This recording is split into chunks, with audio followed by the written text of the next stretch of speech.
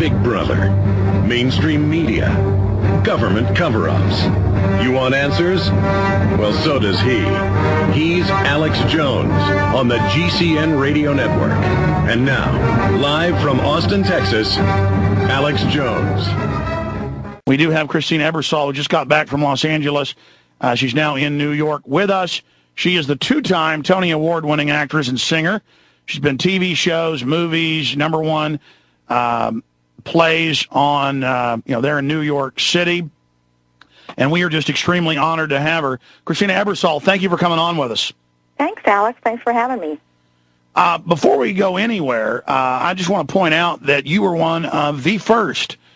After Charlie Sheen went public, he is the first, the trailblazer, from Hollywood, to go public. And then you were pretty much the second person who had so much to lose and were demonized in the National Enquirer and Page 6, New York Post, and TV and radio.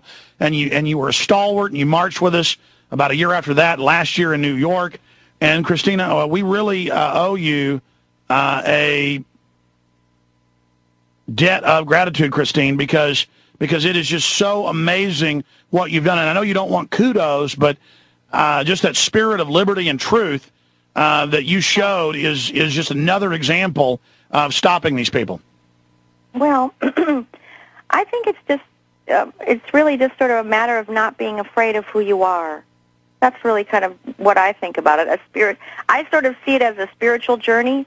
It's really about standing for the truth, and standing for the truth is standing for who we are, because that's how we were created, and the universe was created in the same way. So that's why if somebody tells you that 2 + 2 is 5, you know that they're not telling the truth, because you know that 2 + 2 is 4, because those are the laws of the universe. So that's kind of the way I like to see it. I wrote this political blog based on something that I had, an experience that I had about a week ago, or 2 weeks ago, and I sort of liken the situation that we're all in to The Wizard of Oz. And so people can read along. It's I just got it this morning, just now reading it. It's excellent. So people know where to go read it. We've got a link up on Infowars.com, but so people know where to read it. Give out your actual blog address. Well, it's on my website, ChristineEbersole.com, which is just one word, and that's ChristineEbersole.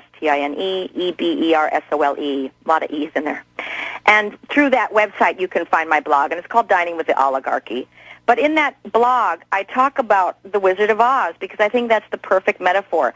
While Dorothy and the Scarecrow and the Tin Man and the Cowardly Lion are standing before the great and powerful Oz, shaking in their boots, here's the little dog Toto, who just parts the curtain. And just parts the curtain on the truth. Toto's not afraid to part the curtain on the truth. He's not trembling in his boots thinking, oh, my God, what's going to happen if I part the curtain? He just goes, oh, what's behind there? And I think that's what we have lost in this culture that's so inundated with propaganda and this very, very subliminal message of relinquishing control. Because when we know who we are as spiritual warriors created in God's image, when we know who we are and we're not afraid of who we are, just like animals are naturally. Animals know who they are just naturally. I mean, they don't even think about it. That we can stand for the truth and not be afraid. So that when somebody says, like I said, oh, 2 + 2 is 5, you go, well, no, it's not. It's 4. Because I know that, because I'm familiar with the laws of the universe. It's that kind of thing.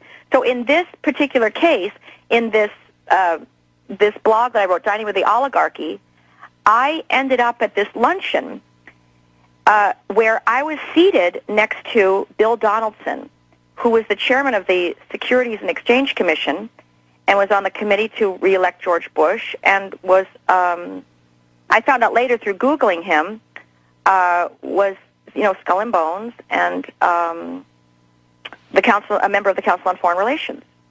But at the time, I had met him at this party from last summer, so I kind of I didn't really, I knew his face was familiar, but I didn't connect all the dots.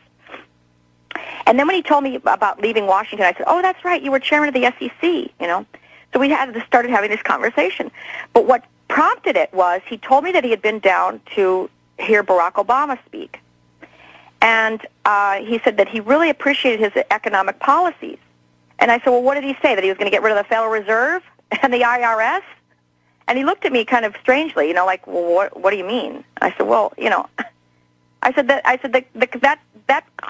not even ratified. I said, the 16th Amendment isn't even ratified. The federal tax was unconstitutional. Then when I realized who it was, I just patted him on the shoulder. I said, but you know that. This is amazing breaking news, Christine. But it was, let me just tell you something. This is the thing, is, but I also like to see it as, you know, when Martin Luther King, and I think I probably mentioned this to you before, Alex, when Martin Luther King would talk about his, you know, the white supremacists, he called them his brothers. He said, they're my sick brothers, but they're my brothers. See, because it's really the brotherhood of man. We know that we are all, when we start thinking other, that's exactly what the New World Order power elites want us to think. That's what I was saying last hour, that even if the police think that it's them against us and then us against them, they're with the commoners whether they like it or not. Yeah. And just to interject that's another thing, is that, you know, whenever I hear whenever I'm in the train station and I hear, you know, if you see something suspicious, any suspicious activity, which just drives me nuts, because I've called these phone numbers before when I'm on the train and I'm just so sick and tired of hearing this psyop, you know, fear propaganda. I've literally called those phone numbers. And when I called the New Jersey Transit terrorist hotline, I got a message machine. I got an answering machine. No, exactly. I'm not kidding They you. never answer. It's only to create fear, to make you think about terrorists creeping around, so you then think of them as the savior. Yeah, so exactly. That's giving your power away. So when I called the message machine, it literally said this, Alex. It said, if you have any suspicious activity, press 1. For ticketing, press 2. I'm not kidding you. So I press 1, and I leave a message. And I say to these guys, I say, hey, listen, you have any handbooks or anything? Like, because, you know, I don't know, what am I supposed to look for? What is a terrorist? What am I supposed to be looking for? So I was just wondering if maybe that'd be something I could put out to you guys. You might want to have, like, a handbook or something on who to look for terrorists. I mean, and I said, have a nice day. And I went, oh, no, I mean, have a safe day. Because, I mean, no one says have a nice day anymore. They all say have a safe day. But anyway, getting back to Bill Donaldson, you know, this guy is a nice guy. He's not a bad guy. He's a nice guy. Skull and bones. I mean, sure, he worshipped Satan and did sexual rituals in coffins, but... Okay, but here's the thing. I don't know to what degree. I really don't know any of that. I mean, I don't know anything about... But he comes off as a nice guy. He comes off as a nice guy. Right, he does. But here's the thing, is like, so many of those, if you think about, like, any kind of evil system, like whether it's, you know, apartheid, whether it's segregation, whether it's the Nazi Party, these people are subjected to the order of these few people that are so corrupt and evil. Christine Ebersole, stay there. Christine, stay there. I want to hear about the rest of your conversation with the overlord in a moment. I can see the day coming when even your whole darkness gonna be against the law. Christine, I think I know where you're going. Our own greedy decisions, the things we do in our lives that we don't see the repercussions of, add to this monster. And then even a lot of the servants in the system have some humanity left and probably don't like what's happening, but they're part of a system of fear. And I think that is the case. But when you're talking about Securities and Exchange Commission former chairman, Skull and Bones, remember when Bush appointed him, you're talking about a very powerful person. This is big news. Please continue. I think that's another thing, is that you have to understand that, you know, when you're talking about emotional intelligence, that doesn't know any social order.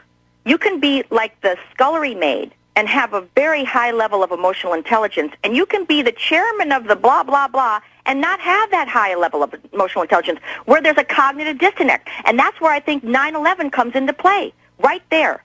Because people, I think it has a level of emotional, you have to have a certain level of emotional intelligence in order to connect to the events. In other words, what happens is, to most people, they have a cognitive disconnect. They cannot believe, because they've co-opted their own power for security and safety, and they've reduced themselves to the mind of a child. That's what sheep do. It's reduce yourself to the mind of a child, so then you don't take any power or responsibility for your own personal and individual freedom.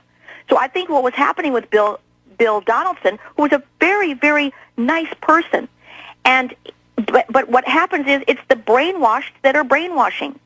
It's there. Even people at the highest perceived highest levels are just doing what they're told. Well, they're also good. They're also good actors. But somebody at that level position is on the inside track. I'll just tell you because I know how the powers. I understand that. But well, I mean, tell us the rest of the story. What happened? What happened? Well, what was interesting. What happened was, I said to him, like how he was like basically he literally said, "Your thoughts are mind-boggling." Because I don't believe that he thought that he'd be sitting next to an actor at a luncheon, talking about these things at such great length.